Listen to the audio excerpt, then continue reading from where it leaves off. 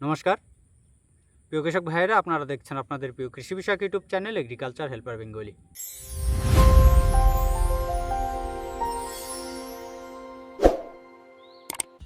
প্রিয় কৃষক ভাইয়েরা, আজ আমরা এই ভিডিওতে আলোচনা করব ধান চাষে জিঙ্কের প্রয়োজনীয়তা এবং গুরুত্ব নিয়ে। ধান চাষে জিঙ্ক ব্যবহারের ফলে আমরা কি ধরনের রেজাল্ট দেখতে পাবো বা কেন আমাদের ধানে জিঙ্কের ব্যবহার করতে হবে সেই বিষয়টা এই ভিডিওতে তুলে ধরব এবং কখন জিঙ্কের ব্যবহার করব, কি পরিমাণে ব্যবহার করব, এই বিষয়টা এই ভিডিওতে জানব। দেখুন, জিঙ্কের যদি আমরা কাজের কথা বলি, তার আগে জানতে হবে আমাদের জিঙ্ক কি। জিঙ্ক হচ্ছে গাছের খাদ্য উপাদানের মধ্যে একটি খাদ্য উপাদান হচ্ছে জিঙ্ক, এবং এটি হচ্ছে অনুখাদ্য বা মাইক্রোনিউট্রেন্ট। যেহেতু গাছ অল্প মাত্রায় গ্রহণ করে, তাই একে অনুখাদ্য বলা হয়।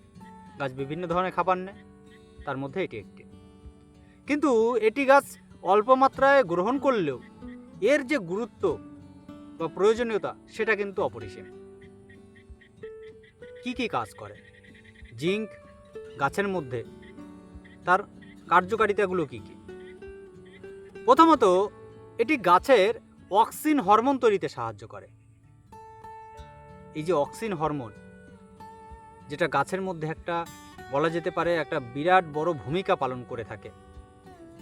গাছের বৃদ্ধি থেকে শুরু করে, গাছের পাতার ক্লোরোফিল থেকে শুরু করে, শিকড় তৈরি থেকে শুরু করে, এবং গাছের বিশেষ করে ধানের চাষের ক্ষেত্রে আপনার নতুন কুশি ছাড়ার যে কাজ, এবং পরবর্তীতে গাছে ফুল আনতে, অর্থাৎ যখন শীষটা বেরোচ্ছে সেই শীষে ফুল আনতে এবং ফুল ঝরে যাওয়া রোধ করতে এবং ফুল থেকে ফল সেট হতে এই অক্সিন হরমোন কাজ করে।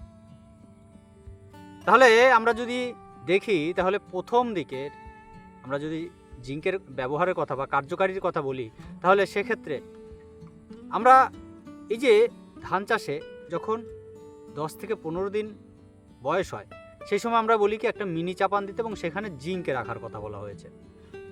তো কেন বলা হয়েছে? কারণ আমাদের এই সময় হচ্ছে পাশকাঠি ছাড়ার সময়, আর এই সময় আমাদের গাছের প্রচুর পরিমাণে শিকড় দরকার, আর পাশকাঠি বৃদ্ধির জন্য দরকার জিঙ্ক। আরও অনেক উপাদান আছে, আমি পাশকাঠি বৃদ্ধির জন্য অলরেডি 2-3টে ভিডিও তৈরি করে দিয়েছি। তো এখানে শুধু জিঙ্কের গুরুত্বটা নিয়ে কথা বলছি। তাহলে এখানে কি বলছি, যে গাছের শিকড় বৃদ্ধিতে সাহায্য করছে, পাশকাঠি ছাড়তে সাহায্য করছে, নতুন নতুন পাশকাঠি গজাতে জিঙ্কের গুরুত্ব এখানে দেখা যাচ্ছে, এবং গাছকে সবুজ রাখতে অর্থাৎ পাতার ক্লোরোফিল বাড়াতে কিন্তু জিঙ্ক সাহায্য করছে। এই জিঙ্কের অভাবে আপনারা দেখবেন খয়রা রোগ হয় গাছে, গাছ পাতাগুলো হলুদ মরচে পড়া রোগ হয়ে যায়, সিট দাগ পড়ে, তাকে খয়রা রোগ বলে, জিঙ্কের অভাবে হয়। তো সেই কারণে আমরা যদি জিঙ্কে সঠিক মাত্রায় সঠিক পরিমাণে ব্যবহার করতে পারি, তাহলে সেক্ষেত্রে এই খয়রা রোগের হাত থেকে কিন্তু আমরা আমাদের গাছকে রক্ষা করতে পারবো। যদি এই খয়রা রোগ হয়, তাহলে সেক্ষেত্রে গাছের পাতা তো নষ্ট হচ্ছেই, তার পাশাপাশি সেই গাছগুলো বসে যাচ্ছে, আমরা আলটিমেট শেষে গিয়ে আর ফলন কিন্তু সেই গাছ আর পাবো না। তাই আমাদের যদিও বা এর প্রয়োজনীয়তা, অর্থাৎ অল্প মাত্রায় গাছ গ্রহণ করে, কিন্তু এর প্রয়োজনীয়তাটা অনেক।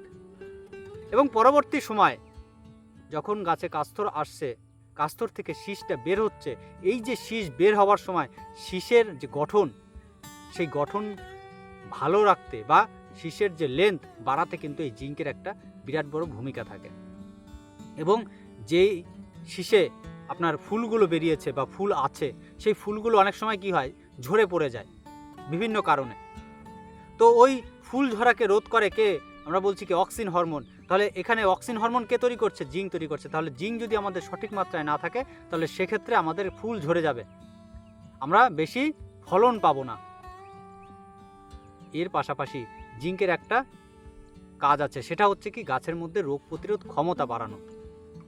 তাহলে আমরা অল্প মাত্রায় জিঙ্কে ব্যবহার করব আমাদের জমিতে, কিন্তু এর রেজাল্ট আমরা কিন্তু অনেক বেশি পরিমাণে পাবো, আমরা আমাদের ফলন অনেক বেশি পরিমাণে পাবো।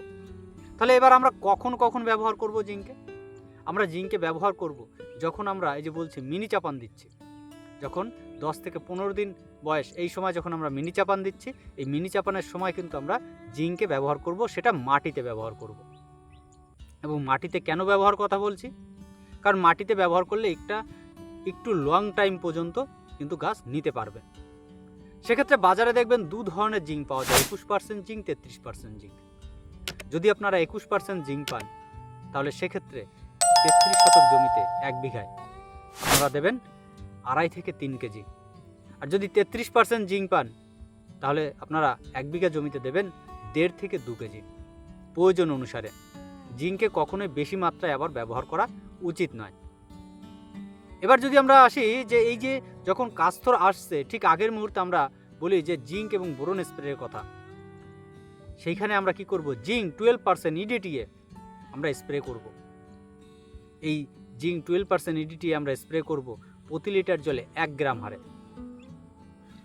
যদি আমরা এই কাস্তর আসার সময় এই জিঙ্কে স্প্রে করে রাখি তাহলে সেক্ষেত্রে আমাদের শীষ এবং শীষের থেকে যে দানাটা তৈরি হবে সেটা অনেক ভালো হবে। ফুল ঝরবে না, ফুল শক্ত হবে। অর্থাৎ ফুল শক্ত হবে বলতে কি, ফুলের যে বোটা থাকে যেটা আপনার পিনাকেল অর্থাৎ শীষের সঙ্গে যুক্ত থাকে সেটা শক্ত হয়, মজবুত হয়, যার ফলে কিন্তু আমরা দানার সংখ্যাটা বেশি পাবো। এখানে একটা ভূমিকা থাকে বোরনের, এই জিঙ্ক এবং বোরন একসাথে কিন্তু কাজ করে। এবং একটা কথা না বললেই নয়, সেটা হচ্ছে যখন আমরা মাটিতে জিঙ্ক ব্যবহার করি তখন অল্প মাত্রায় আমাদের যদি নাইট্রোজেন, বিশেষ করে ইউরিয়া সারের সাথে আমরা জিঙ্কে ব্যবহার করি তাহলে সেক্ষেত্রে জিঙ্ক এবং নাইট্রোজেনের যে কার্যকারিতাটা অনেকটা বেশি পাওয়া যায়। তাই আমরা সবসময় যে কোনো সার বা যে কোনো গাছের খাদ্য আমরা যদি সঠিক মাত্রায় সঠিক সময় ব্যবহার করতে পারি তাহলে আমরা কিন্তু রেজাল্ট অনেকটা বেশি পরিমাণে দেখতে পাবো।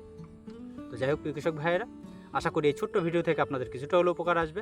আর যদি ভিডিওটি ভালো লেগে থাকে তাহলে ভিডিওকে একটি লাইক করবেন, ভিডিও শেয়ার করবেন, আর কেউ জানা থাকলে অবশ্যই কমেন্ট করে জানাবেন। আর যারা আমার এই ভিডিওটি আমার ইউটিউব চ্যানেল থেকে দেখছেন তারা অবশ্যই চ্যানেলটিকে সাবস্ক্রাইব করে রাখবেন। আর যারা আমার ফেসবুক পেজ থেকে দেখছেন তারা ফেসবুক পেজটিকে ফলো করে রাখবেন। তাহলে আজ এই পর্যন্ত দেখা হবে পরবর্তী ভিডিওতে। নমস্কার।